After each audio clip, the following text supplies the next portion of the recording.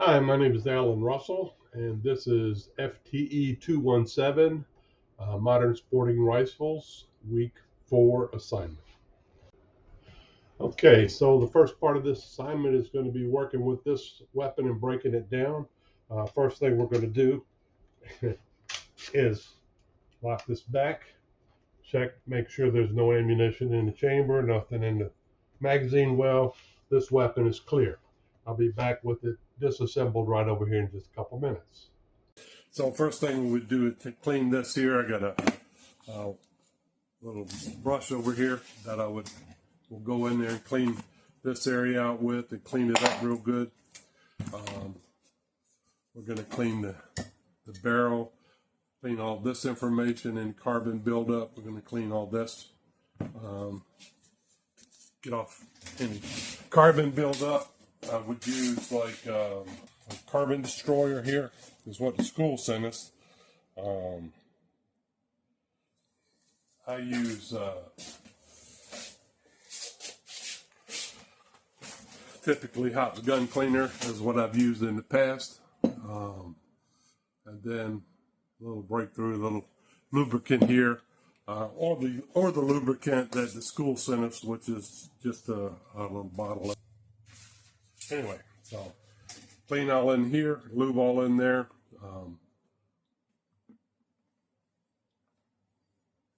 Lubricate. We're going to put this back together and lubricate in here a little bit. Let me get a lube. Put a little lube in here.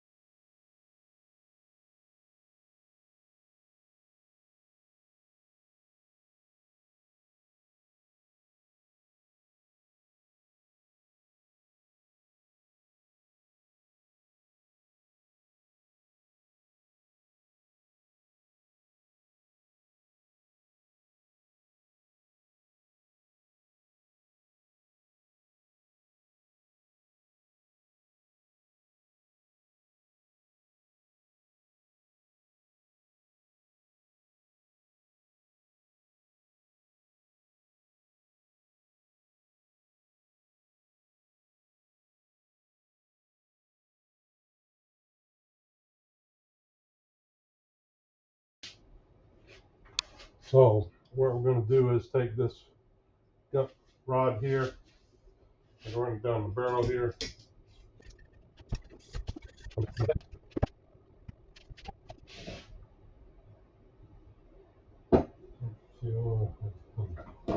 There's the cleaning oil, carbon destroyer, a little bit of this on here.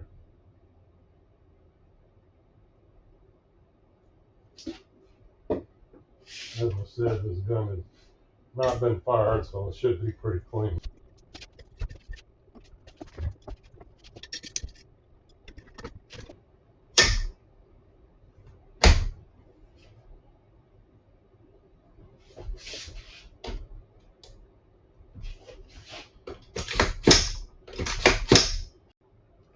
So part 3 of this is talking to the customer and explaining how to, I guess, diagnose or recognize ammunition malfunctions.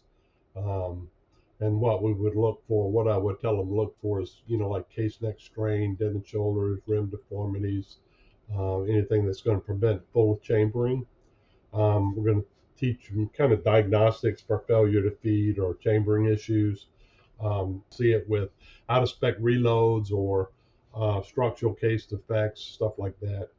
Um, and you're going to try to teach them how to isolate damaged or questionable ammunition. So reloads especially, don't use reloads you didn't do yourself. That's the bottom line. So then we're going to talk about is there an AR platform that's more susceptible to this and why? And really carbines are short barrel rifles, um, or I would think pistol ARs. Because of the shorter barrel, they're going to have differences in feed ramp alignments. Gas system's going to be different. So you different ports, elevated port pressures, stuff like that, and also maybe buffer springs and those kind of things. Good failures are going to be around chambering over pressure ammunition. Um, so you just need to pay attention. So overpressure ammunition, you get a lot of times you're going to see that with reloaded ammunition.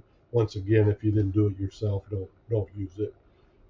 Or if you're not very confident of the person that did it for you, don't use it.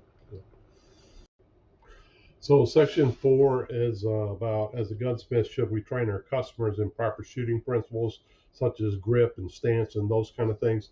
So yeah, if a customer comes into my store and they don't have any experience with the firearm, I'm going to try to show them a few things to make them as safe as possible the first time they go to the range.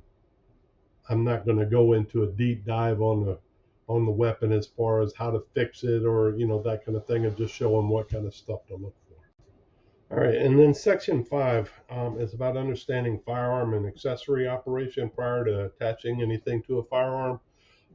It's really important because if you attach it improperly, you could not only damage the firearm, you could cause a safety issue for your customer.